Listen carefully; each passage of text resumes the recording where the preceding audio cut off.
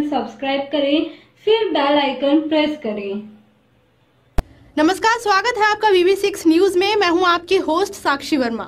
आइए देखते हैं हमारी ये खास पेशकश। आजकल एक कैंपेन चल रहा है मोबाइल पर, और उस कैंपेन में कहते हैं लोग कि हाँ, हम भी चौकीदार हैं। मजेदार बात यह है कि नीरव मोदी जो 35,000 करोड़ रुपया लेकर के भाग गया, वो भी प्रधानमंत्री मोदी से कह रहा है हाँ, हम भी चौकीदार हैं। असली मसला यह है कि जिन्होंने राफेल की चोरी की, वो चोर कह रहे हैं हाँ, हम भी चौकीदार हैं। जिनकी राफेल की चोरी में भागीदारी है, वो कहते हैं हाँ, यही हमारी चौकीदारी है।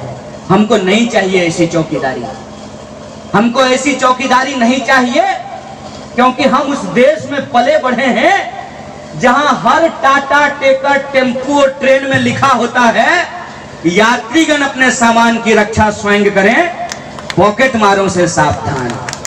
हम भी बेगूसराय की जनता से ये कहने आए हैं कि है बेगूसराय की जनता, चौकीदार के नाम पर चोरों से सावधान हो जाइए, यात्री अपने सामान की सुरक्षा स्वयं कीजिए।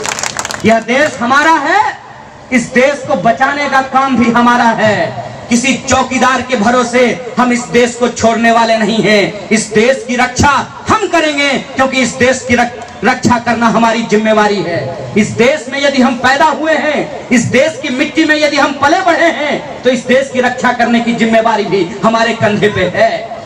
और जब यह जिम्मेवारी हमारे कंधे पे है, तो हमको ये समझना चाहिए कि इस सरकार का विरोध करना क्यों जरूरी है।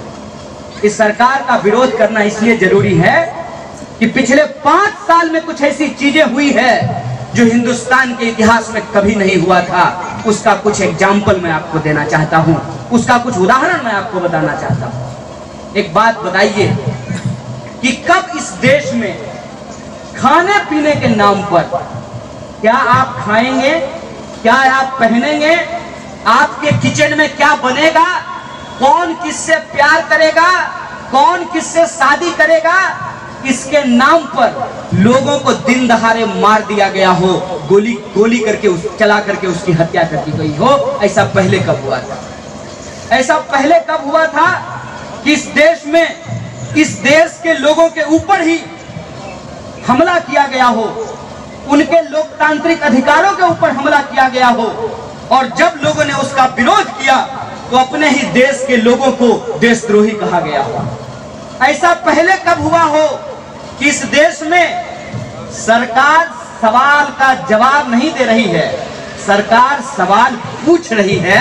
ऐसा पहले कब हुआ था? ऐसा पहले कब हुआ था कि आज का प्रधानमंत्री अपनी नाकामी के लिए देश के पहले प्रधानमंत्री को जिम्मेदार ठहरा रहा हो? ऐसा पहले कब हुआ था? इन चीजों को जब आप ध्यान से देखेंगे तो आप ये देखेंगे कि इस पूरे के पूरे मामले के पीछे एक साजिश रची गई है, और वो साजिश ये है कि इस देश की जनता को आपस में उलझा दो। और जब इस देश की जनता आपस में उलझी रहे, उस दौरान इस जनता की हकमारी करके उसके धन दौलत को इस देश के बड़े बड़े धनवानों के खजाने में पहुंचा दो। ये साजिश हमारे साथ रची गई है।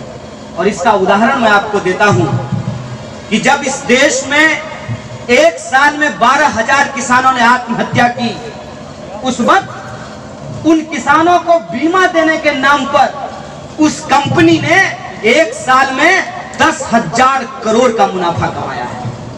आपको सुनकर के आश्चर्य होगा कि इस देश के नौजवानों ने बड़ी मेहनत से बीटेक किया, MBA किया, इंजीनियर बने, तब इस देश का प्रधानमंत्री कहता हो कि आपको पकौड़ा बेचना चाहिए। पकौड़ा बेचना कोई खराब काम नहीं है। कोई भी काम करना खराब काम नहीं होता है। खराब काम यदि कुछ है तो वो है दूसरे की मेहनत को लूट लेना, दूसरे की मेहनत को चोरी कर लेना। अपनी मेहनत से यदि आप कुछ भी करके कमाते हैं और अपने बाल बच्चों का पेट भरते हैं तो इसमें कोई बुरी बात नहीं है। लेकिन एक बात बताइए कि मेरी माँ पकौड़ा बेचती हो, तो मेरी माँ जब ने हमको पढ़ने के लिए भेजा, तो मेरी माँ हमको इसलिए पढ़ने के लिए भेजा कि मेरा बेटा इंजीनियरिंग करके आएगा और हमारे साथ बैठ करके पकौड़ा तलेगा? कोई भी व्यक्ति जब अपने बाल बच्चों को स्कूल में पढ़ने के लिए भेजता है तो एक सपने के साथ भेजता है कि जो काम हम कर रहे हैं वो काम हमारे बच्चे को नहीं करना पड़े, इसीलिए भेजता है ना। लेकिन रोजगार के नाम पे इस देश की सरकार ने इस देश के युवाओं को क्या करने के लिए कहा? पान बेचना रोजगार है, पंचर लगाना रोजगार है, पकौड़ा बेचना रोजगार है। हमको लगता है कि सबसे बड़ा रोजगार तो इस देश के नेताओं ने झूठ बोलने को बना दिया है। उनका सबसे बड़ा रोजगार है झूठ बोलना। और ये झूठ कैसे बोलते हैं कि वादा करेंगे कुछ और डिलीवर कर देंगे आपके घर पे कुछ और। ये जो लड़का सब मोबाइल यूज करता है उससे पूछिएगा, वो आपको बताएगा। आजकल मोबाइल से ही आप अपनी जरूरत की चीजें मंगा सकते हैं, मोबाइल पे ही बुकिंग होती है। मान लीजिए अगर आपको खाने का मन हो तो आप खाना मोबाइल पर मंगा सकते हैं, जूता खरीदना हो तो आप मोबाइल पे मंगा सकते हैं, मोबाइल से आप मोबाइल भी मंगवा सकते हैं। ऐसा सिस्टम आ गया है। तो एक उदाहरण आपको हम दे रहे हैं और इस सवाल का जवाब आपको अपने आप मिल जाएगा कि आपने मोबाइल से छाता बुक किया है, बरसात आने वाली है, गर्मी आने वाली है, तो अपने मोबाइल से छाता बुक किया है और आपके घर पे यदि जूता डिलीवर कर दे तो उस जूते से डिलीवरी करने वाले को आप मारने का आपको मन करेगा कि नहीं करेगा? कोई अगर आपसे ये वादा करे कि हम आपको अच्छा दिन देंगे और आपके घर पे यदि बुरा दिन डिलीवर कर दे तो आप उसको जूता से मारिएगा कि नहीं मारिएगा? कोई अगर आपको ये कहे कि हम आपके खाते में 15 लाख रुपया पहुंचाएंगे और जनधन योजना के तहत खाता खुलवा करके आपसे 500 रुपया वसूल ले तो आप उसको जूता से मारिएगा कि नहीं मारिएगा? ये हुआ है इस देश में। और 5 साल में ये सारी दुर्घटना जो आपके साथ घटी है, इस दुर्घटना को भुला देने के लिए ये जरूरी होता है कि आपको पेन किलर दिया जाए। पेन किलर समझते हैं? कोई डॉक्टर होगा आसपास कंपाउंडर, तो उससे पूछिएगा, वो कहेगा कि पेन किलर खाना अच्छा नहीं होता है, जितना संभव हो सके पेन किलर मत खाया कीजिए, पेन किलर खाने से साइड इफेक्ट होता है, ऐसा आपको डॉक्टर साहब बताएंगे। तो ये पेन किलर हमको क्यों दिया जा रहा है और किस रूप में दिया जा रहा है, इस बात को हम समझ लें। जना ऑपरेशन करे से पहले लोग पेट नहीं भोथरा थे चीरे से पहले, ओना ही सरकार हमर गर्दन काटे से पहले हमर माथा भोथरा दिलके। अब माथा केना भोथरेलके ई बात बुझ लो। सरकार बोली कि हम 1 साल में 2 करोड़ नौकरी देंगे और आज जब 5 साल पूरा हो गया है तो जनता को यह सवाल पूछना चाहिए ना कि जब 5 साल पूरा हुआ तो हमारे लिए 10 करोड़ नौकरी पैदा होना चाहिए था। 10 करोड़ नौकरी क्यों नहीं पूरा हुआ? क्योंकि इस देश की सरकार की प्राथमिकता यह नहीं है कि नौजवानों को रोजगार दिया जाए, लेकिन रोजगार नहीं दिए हैं तो नौजवानों को उलझाएंगे कैसे? तो नौजवानों को जब रोजगार नहीं मिला है तो हिंदू को मुसलमान को गाली देने का और मुसलमानों को हिंदू को गाली देने का रोजगार दे दिया गया है। मोबाइल लेकर के दिन भर ये काम मोबाइल से किया जाता है। ये इस देश के इतिहास में पहले कभी नहीं हुआ था। हो ये रहा है कि जब प्रधानमंत्री का एक झूठ पकड़ा जाता है तो उस झूठ को छुपाने के लिए वो उससे भी बड़ा झूठ बोलते हैं। एक उदाहरण मैं बार बार लोगों को देता हूं। मान लीजिए कि किसी बच्चे को भूख लगी है और बच्चा रो करके अपनी माँ को कह रहा है, छोड़ दीजिए माँ का नाम मत लीजिए, माँ को बहुत ममता होती है, बाबूजी का उदाहरण ले लेते हैं।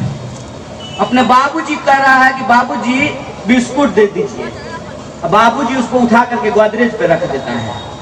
तो बच्चा कहता है कि नहीं पापा हमको नीचे उतार दीजिए, हमको बिस्कुट नहीं चाहिए, हमको नीचे उतार दीजिए। यह सरकार भी हमारे साथ बिल्कुल वैसा ही कर रही है। 4 साल पहले इस देश में जब सरकार बनी तो अच्छा हमको सपना दिखाया गया। सपना क्या था?